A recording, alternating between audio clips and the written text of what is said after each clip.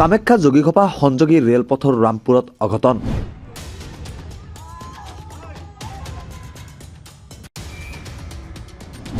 ৰেলৰ খুন্দাত নিহত হাটপখলিৰ নিৰঞ্জন দাস।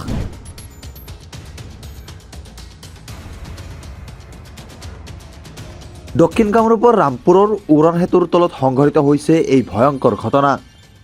স্থানীয় কোনো লোকে ৰেলপথত প্ৰত্যক্ষ কৰিছিল মৃতদেহটো। লগে লগে খবৰ দিয়া হৈছিল আৰক্ষীক।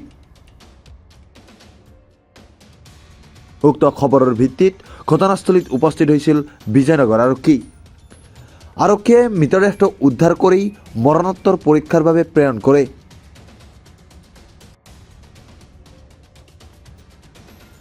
ঘটনাস্থলীত মৃত যুৱকজনৰ মোবাইল ফোনটো উদ্ধাৰ হোৱা বাবে ফোনত কথা পাতি ৰেলপথ পাৰ হ'ব লওঁতে এই ভয়ংকৰ ঘটনা সংঘটিত হোৱাৰ আশংকা কৰা হৈছে।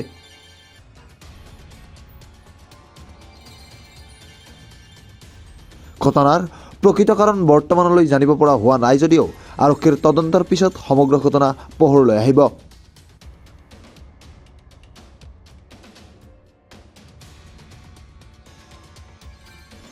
মৃত যুৱকজন হাটপখলি গাঁৱৰ নিৰঞ্জন দাস।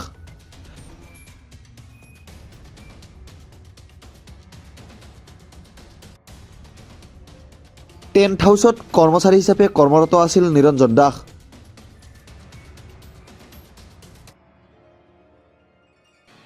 পুৱা কামলৈ যাওঁ বুলি ঘৰৰ পৰা ওলাই আহিছিল নিৰঞ্জন আৰু তাৰ পিছতেই সংঘটিত হৈছে এই ভয়ংকৰ ঘটনা।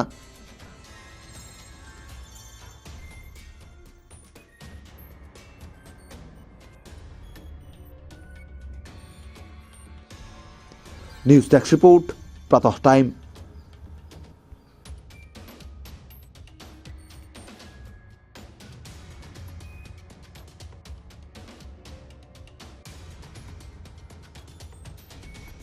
অসমৰ সংবাদ জগতখনৰ বাবে এক সুখবৰ।